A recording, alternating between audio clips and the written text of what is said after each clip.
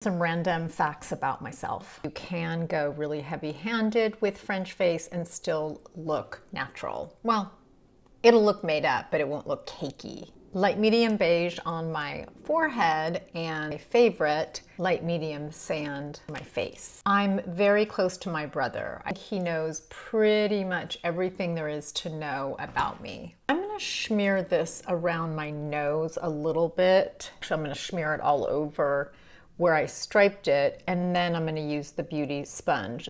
You can see that I'm getting it up onto this lower orbital bone, but not getting really close to my bottom lash line. My brother is 14 months older than I am, so we're practically Irish twins. He had a TikTok account that had like 800,000 followers, commentary, sort of like psychology in plain sight. It's called Pet Earthling. He has his own business for the past 19 years. It is a software business, and he can do anything: Photoshop, coding, writing. He's written a couple books for young kids, 8 to 13 middle graders. If you have grandchildren that age or kids, let me know. He's extremely non-judgmental and very smart. That's my all over skin tone concealer. What I use for the inner eyes and other high points is what I would call a highlighter, but that highlighter is probably what you would call a concealer. It's just something I want to be specific about, because what color you use to brighten up here, if you use it all over, it can really age you. What is going on up here is lighter than your skin tone, and that lightness, bringing it up one notch or two, can show more texture. Now I just take a closer look to see if I over sponged any place, because that can happen with a sponge where you just pick up a little bit too much product. So it'll be a process of adding and deleting throughout the makeup. Deleting is when I'm using the makeup sponge, because that does sort of pull off. As you can see, it will spread, but it'll also pull off product. Let's say I just want to get one concealer shade from French Face. For example, this is light medium sand. I bring it up to this lower orbital bone and around my nose, and it looks fine. I'm not going to get that super bright eye. I'll get an even look, and many, many days, this is all I wear. I can be fine with the light medium sand or light medium beige, but then I wouldn't expect it to brighten right here. I would expect it just to even out my skin tone. And you don't have to use it generously like I did. You could use it just in the middle part of your face and feather it in, and you're done. You don't have to use it like a foundation, which is what I did today. My mom was a school teacher and absolutely loved her job. She was mostly a single mom, and so she would come home from school. Her work was school. I would run up to greet her and jump into her arms. My mom was the light of my life. We grew up eating McDonald's, Arby's, A&W. It always surprises people because I'm sort of a health nut. I'm not judgy about where you eat. I really don't care about that kind of stuff. But I think I loved vegetables, and I didn't really grow up eating them. So now I'm a rabbit. My mom grew up mostly in Brooklyn until she was 7, and then Jamestown, New York, which is upstate New York. She is one of 7 kids. Actually, the first baby died when he was a toddler, but there were 6 that grew up together, 3 boys and 3 girls. My mom is Maxine. That is her name. That was the inspiration for Maxine's Revenge. Is a bit of an homage to my mom, because I just, you know, she was she still is, but you know, the greatest love of one's life is often one of their parents. I know it's a different kind of love as we get older, but I'm a mama's girl, really. But we fought a lot, a lot. I've been working since I was 14. I started working at a pharmacy that my neighbors owned, and then at an ice cream store at the mall. Just had an earthquake. Today's May 1st. Ugh, it was such a bolt. I've never been married. I've had a 10-year relationship, a 5-year relationship, a couple 3-year relationships, but never got married.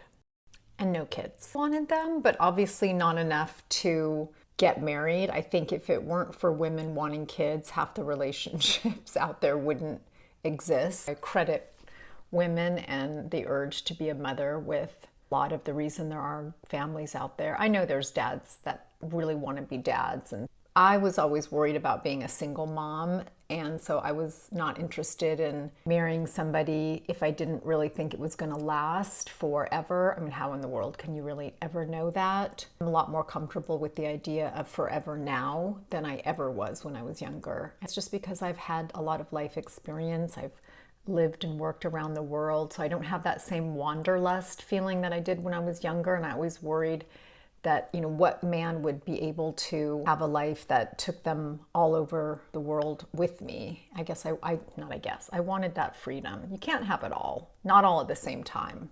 And that was my sacrifice, which I came to regret a lot as I got into my 50s, but I'm at peace with it now. I'm a huge animal lover. What really was painful for me is I came home from Paris at the beginning of the pandemic, brought my dog who was with me in Paris, and my cat, of course. My dog had cancer, which we found out about in Paris, and we did the chemo there and all the vet stuff. And after 4 months of doing the chemo, the vet said there's tumors in his lungs everywhere, so the chemo didn't work. In that moment at that hospital, I said, that's it, we're going home. I don't want to do this pandemic here, and I want to bring my dog back, and I want to take him to get puppuccinos and drives by the beach, and I just, obviously it was for me as well, but I wanted to come home. So I brought him home, and he died 4 years ago this month. And then my cat of 19 years that I adopted the first time I moved to Paris, he passed away a year later, the exact same week. I had a lot of loss when I came back from Paris. Career changed, where I was living changed, the whole world changed around me. That was the beginning of what could have been a midlife crisis that I turned into an upgrade.